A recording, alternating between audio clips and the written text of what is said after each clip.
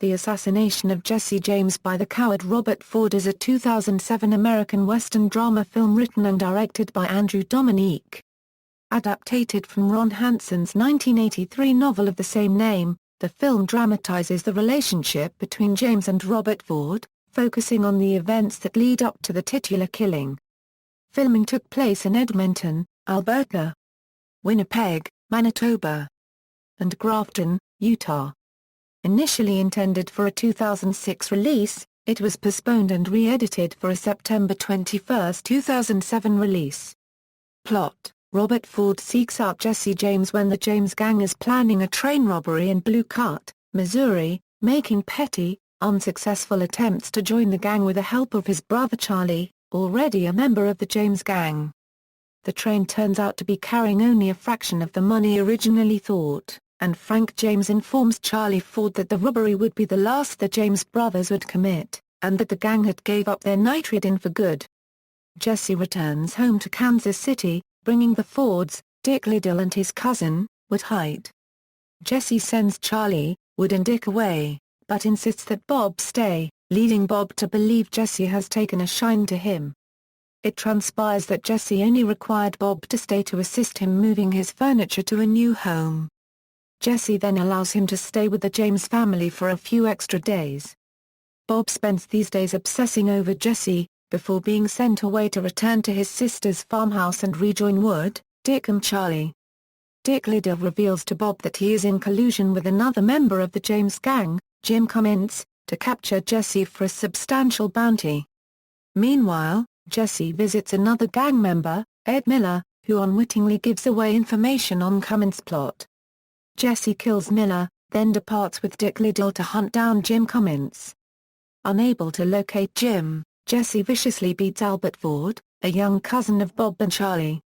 Dick returns to the Boltons' farmhouse, and is involved in a dispute with Wood Hite, ending in Wood's death at the hands of Robert Ford. Hite's body is dumped in the woods, in an effort to conceal this from Jesse. Jesse and Charlie Ford travel to St. Joseph, Missouri, and Jesse learns of Wood's disappearance, which Charlie denies knowing anything about. Meanwhile, Bob approaches Kansas City Police Commissioner, Henry Craig, revealing that he has information regarding Jesse James's whereabouts. To prove his allegiance with the James gang, Bob urges Craig to arrest Dick Liddell. Following Dick's arrest, and subsequent confession to his involvement in numerous James gang robberies, Bob brokers a deal with the governor of Missouri, Thomas T. Crittenden, in which he is given 10 days to capture or kill Jesse James. After being persuaded by Charlie, Jesse agrees to take Bob into the gang, and the Ford brothers travel to Jesse's home in St. Joseph, to stay with him, his wife Zee, and their 2 children. Jesse plans numerous robberies with the Fords, beginning with the Platte City Bank. On the morning of April 3, 1882, Jesse and the Ford brothers prepare to depart for the Platte City robbery. After reading the morning newspaper, Jesse learns of the arrest and confessions of Dick Liddell. The Fords excuse themselves into the living room, and put on their gun holsters. Jesse removes his own gun belt, lest he look suspicious to the neighbors, and climbs a chair to clean a dusty picture. Robert Ford shoots Jesse James in the back of the head, and the Ford brothers flee the James household, sending a telegram to the governor to announce Jesse's killing, for which they received $10,000. After the assassination, the Fords become celebrities with a theater show in Manhattan, reenacting the assassination with Bob playing himself, and Charlie as Jesse James. Guilt-stricken, Charlie pens numerous letters to Zee James asking for her forgiveness, none of which he mails. Overwhelmed with despair, Charles Ford commits suicide in May 1884. On June 8, 1892, Bob is sought out and murdered by a man named Edward O'Kelly, while working as a saloon keeper in Creede, Colorado. Despite O'Kelly being ordered to serve a life sentence in prison, Colorado Governor James Bradley Ullman pardoned him in 1902. Cast: Brad Pitt as Jesse James, Casey Affleck as Robert Bob Ford, Sam Shepard as Frank James, Jeremy Renner as Wood Hite, Sam Rockwell as Charlie Ford, Paul Schneider as Dick Liddell, Garrett Dillahunt as Ed Miller, Mary Louise Parker as Zee James, Zooey Deschanel as Dorothy Evans, Allison Elliott as Martha Bolton, Kay Lindsay as Sarah Hite, Ted Levine as James Timberlake, James Carville as Thomas T. Crittenden, Michael Parks as Henry Craig, Michael Copeman as Ed O'Kelly, Nick Cave as Balladeer. The film is narrated by Hugh Ross. Production.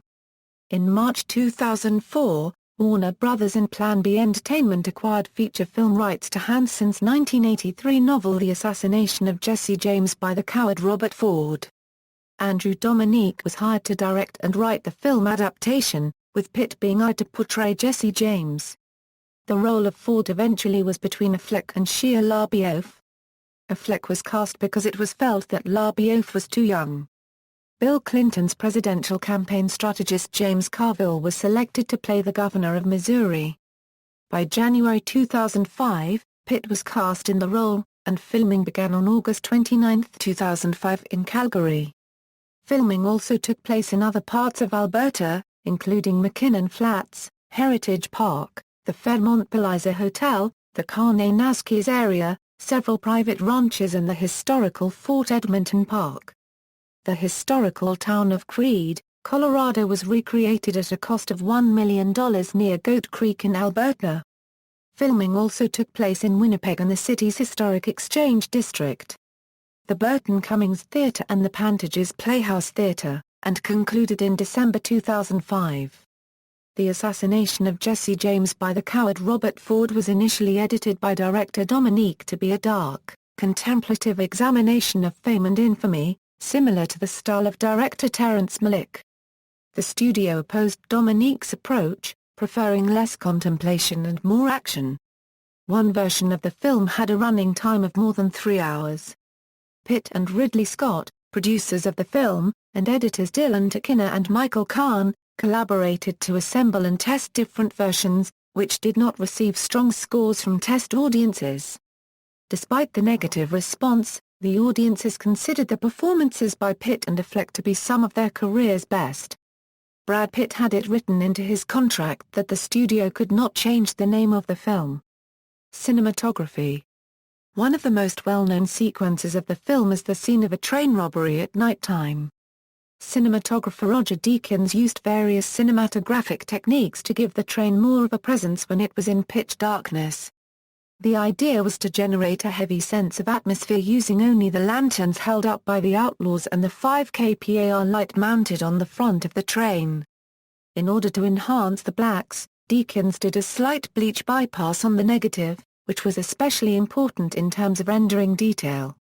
Some scenes in the film have a blurred effect around the borders of the frame, which were achieved by taking old wide-angle lenses and mounting them onto the front several cameras.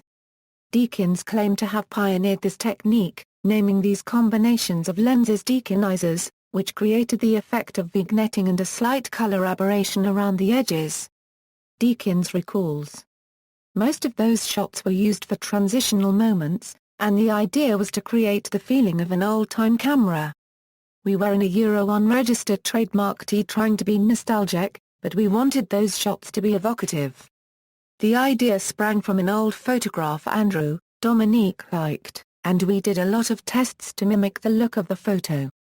Andrew had a whole lot of photographic references for the look of the movie, mainly the work of still photographers, but also images clipped from magazines, stills from Days of Heaven, and even Polaroids taken on location that looked interesting or unusual. He hung all of them up in the long corridor of the production office. That was a wonderful idea, because every day we'd all pass by images that immediately conveyed the tone of the movie he wanted to make.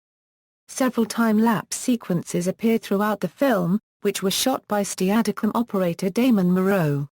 According to Moreau, he would be sent out to do these shots when the crew wasn't ready to shoot a scene yet. Often accompanied by the film's melancholic score, these time-lapse sequences remind the audience of the passing of time, developing an uneasiness that eventually builds up to the inevitable yet unsettling climax. Music. The music for the film was composed by Australian musicians Nick Cave and Warren Ellis. Both men also collaborated to create the award-winning score for the Australian film The Proposition in 2005. Nick Cave has a minor part in the latter stages of the film, playing a strolling balladeer in a crowded bar, where, unrecognised by the other patrons, Bob Ford must endure the humiliating lyrics of the Ballad of Jesse James as performed by Cave. Cave and Ellis released a double-disc album titled White Luna in September 2009, which contains several tracks from the Jesse James score, as well as tracks they composed for other films up to 2009. Release: The Assassination of Jesse James by the Coward Robert Ford was originally slated for a September 15, 2006 release. The release date was postponed to February 2007 at first, but ultimately set for a September 21, 2007 release, almost 2 years after filming was completed. The film opened in limited release on September 21, 2007, in 5 theaters and grossed $147,812 in its opening weekend, an average of $29,256 per theater. The film has a total gross of less than $4 million. Warner Home Video released the film on DVD on February 5, 2008 in the US, and on March 31 in the UK. So far, about 566,537 DVD units have been sold, bringing $9,853,258 in revenue. Reception: Critical reception, as of December 7, 2007 on the review aggregator Rotten Tomatoes, the film received a 75% fresh rating from 142 reviews. On Metacritic, the film had an average score of 68 out of 100, based on 31 reviews. Brian Tallarico of UGO gave the film an A, and said that it is the best Western since Unforgiven. Tallarico also said, "Stunning visuals, award-worthy performances, and a script that takes incredibly rewarding risks, Jesse James is a masterpiece and one of the best films of the year." Kurt Loder of MTV said, "If I were inclined to wheel out cliché copywriters like Oscar-worthy, I'd certainly wheel them out in support of this movie, on several counts." Richard Roeper on the television show Bert and Roeper said, "If you love classic and stylish mood westerns such as McCabe and Mrs. Miller and The Long Riders, this is your film." The Star-Ledger film critic Stephen Whitty gave the film 4 stars and called it an epic film that's part literary treatise, part mournful ballad, and completely a portrait of our world, as seen in a distant mirror. Whitty also said that the film is far superior, and truer to its own world than 3:10 to humor. Josh Rosenblatt of the Austin Chronicle gave the film 3.5 stars and said the film grabs onto many of the classic tropes of the Westerner the meandering passage of time, the imposing landscapes, the abiding loneliness, the casual violence and sets about mapping their furthest edges. Film critic Emmanuel Levy gave the film an A, and wrote, "Alongside Joel and Ethan Coen's No Country for Old Men, which is a Western in disguise, or rather a modern Western, Assassination of Jesse James is the second masterpiece of the season." Levy also wrote, "Like Bonnie and Clyde, Dominik's seminal Western is a brilliant, poetic saga of America's legendary criminal as well as meditative deconstruction of our culture's most persistent issues, link of crime and fame, myths of heroism and obsession with celebrity." Louis Beale of Film Journal International said, "Impeccably shot, cast and directed, this is a truly impressive film from sophomore writer-director Andrew Dominik. But suffers from an unfortunate case of elephantiasis." Bill said Affleck is outstanding in a breakout performance, and said Pitt is scary and charismatic. Bill wrote, "The director seems so in love with his languorous pacing, he's incapable of cutting the 5 or 10 seconds in any number of scenes that could have given the film a more manageable running time. In the scheme of things, however, this amounts to little more than a quibble." Bill said that ultimately, the film is a fascinating, literary-based work that succeeds as both art and genre film. Critic Mark Kermode named the film as his best of 2007 in his end-of-year review on Simon Mayo's BBC radio programme. Kermode later wrote that historians 100 years from now will consider it one of the most wrongly neglected masterpieces of its era. Many critics opined that the film is too long. Kirk Honeycutt of The Hollywood Reporter said that the relationship between Pitt and Affleck gets smothered in pointlessly long takes, repetitive scenes, grim Western landscapes and mumbled, heavily accented dialogue. Los Angeles Daily News critic Bob Strauss gave the film 2.5 stars out of 4 and said, "To put it most bluntly, "The thing is just too long and too slow." Strauss also said, "Every element of this Western is beautifully rendered. So why is it a chore to sit through?" Pam Grady of Reel.com gave the film 2 stars out of 4 and said, "The movie is merely a long, empty exercise in style." Stephanie Zashek of Salon.com said that the film represents a breakthrough in the movie-going experience.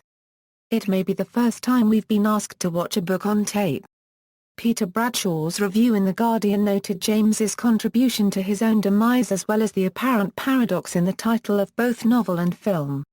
As his career draws to an end, Jesse James becomes aware of the impossibility of facing an increasingly vast army of sheriffs, federal agents and Pinkerton men. He senses that, inevitably, one of his gang will in any case sell him out for a fat reward. Unwilling to give the lawman that satisfaction, James embraces his own death and subtly cultivates the mercurial attentions of the most obviously cringing and cowardly of his associates, 20-year-old Robert Ford. With the taunts and whims of a lover, he encourages Ford's envious, murderous fascination, and grooms him as his own killer, so that his own legend will be pristine after his death. He engineers a character assassination of Ford, and the title, knowingly, gets it precisely the wrong way around. Top 10 lists. The film appeared on many critics' top 10 lists of the best films of 2007. Accolades. The Assassination of Jesse James by the coward Robert Ford was identified by the National Board of Review of Motion Pictures as one of the top 10 films of 2007. The board also named Casey Affleck as Best Supporting Actor in the film. The San Francisco Film Critics Circle named The Assassination of Jesse James by the coward Robert Ford as the Best Picture of 2007. The Circle also awarded Affleck as Best Supporting Actor for the film. Affleck was nominated for Best Performance by an Actor in a Supporting Role in a Motion Picture for the 65th Golden Globe Awards. The film received 2 Academy Award nominations for the 80th Academy Awards. Affleck was nominated for Best Supporting Actor and Roger Deakins was nominated for Best Cinematography. Earlier in the year, Brad Pitt won the prestigious Volpe Cup for Best Actor when the film premiered at the annual Venice Film Festival. Several other award circles also awarded composers Nick Cave and Warren Ellis for their music in the film. The film also holds a place on Empire's recent list of the 500 greatest films of all time, coming in at number 396. References. External links. Official website, The Assassination of Jesse James by the coward Robert Ford at the Internet Movie Database, The Assassination of Jesse James by the coward Robert Ford at Rotten Tomatoes, The Assassination of Jesse James by the coward Robert Ford at Metacritic, The Assassination of Jesse James by the coward Robert Ford at Box Office Mojo, The Assassination of Jesse James by the coward Robert Ford at AllMovie, official website for the family of Jesse James with the James family's own movie review, DVD review, from Compare.